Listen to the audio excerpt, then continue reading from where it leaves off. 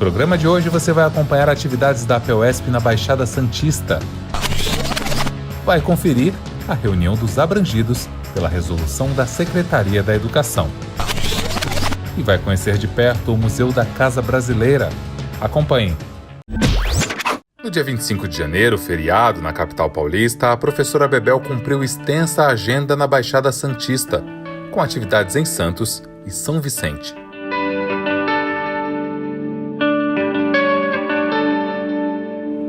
Em entrevista de rádio, a presidenta da APUESP insistiu no problema dos temporários e da falta de concurso público.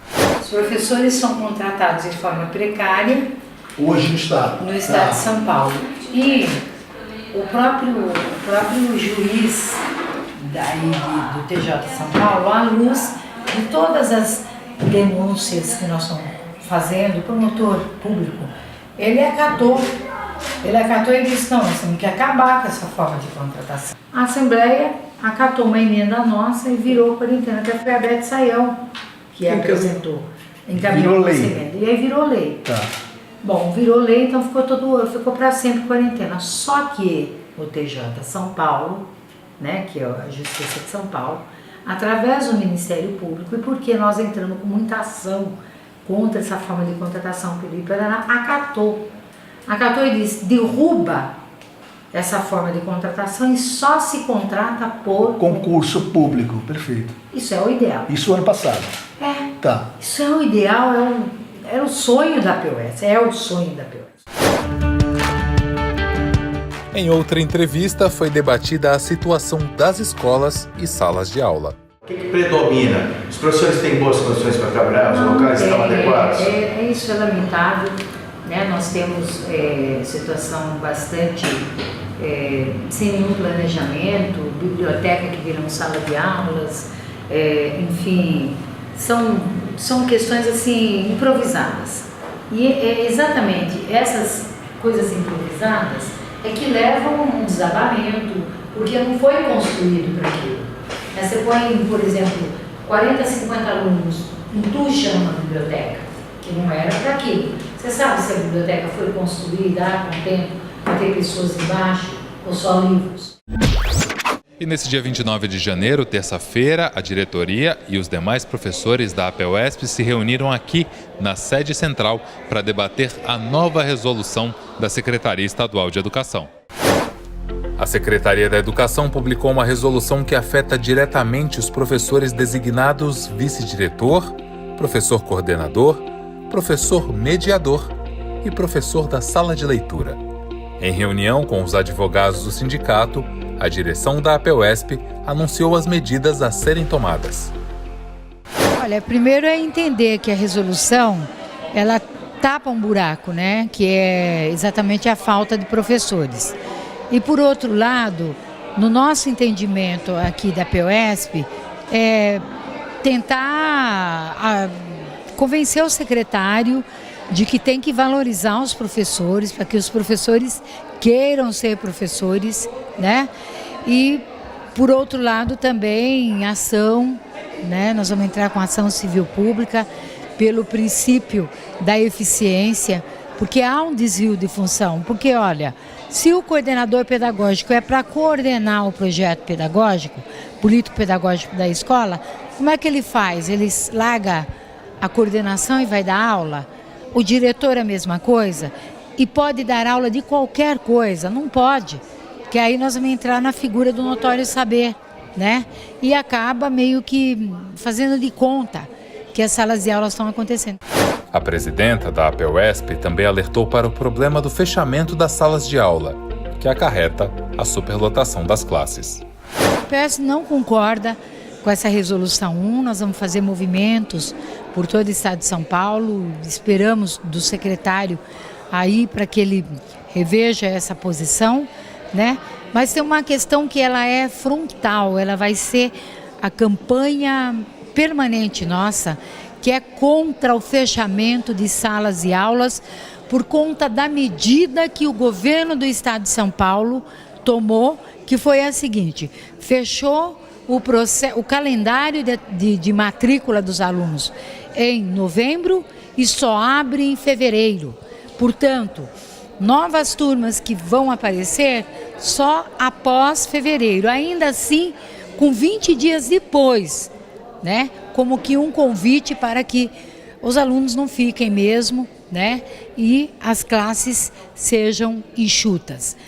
Enxutas em termos, porque eu tenho, por exemplo, o caso, nós vamos acionar o Ministério Público, porque está havendo assim, fecha uma sala de aulas de 40 alunos e ficam 3 com 44 alunos. Eu pego a minha escola, Águas de São Pedro, o que acaba acontecendo? Esses 40 alunos que estavam nessa quarta sala de aulas vão ser divididos em 3. Então, a tendência é ficar quase 50 alunos nas salas de aulas. Isso é superlotação. Isso é nunca trabalhar na perspectiva de nós termos o número ideal de alunos por salas de aula, né? Porque não dá para ficar nessa situação de ir fechando, né, salas de aulas e superlotando, né, e a qualidade do ensino vai na derrocada. Pensar o número de alunos por salas de aula é a saída também para caminharmos, para além do salário, de uma carreira atraente, nós caminharmos na perspectiva de termos qualidade do ensino. No Brasil, a visita a museus e centros culturais ainda não é um hábito, mas pesquisas mostram que a escola tem um papel fundamental na hora de mudar este cenário. Hoje, nós vamos mostrar o Museu da Casa Brasileira e vamos falar sobre a programação especial desenvolvida para os professores. Nessa casa, passado e presente se misturam. É uma mansão dos anos 40 totalmente preservada, que pertencia à família do ex-prefeito de São Paulo, Fábio Prado. A partir de 1972, foi transformada em museu, sendo o primeiro especializado em arquitetura e design do Brasil.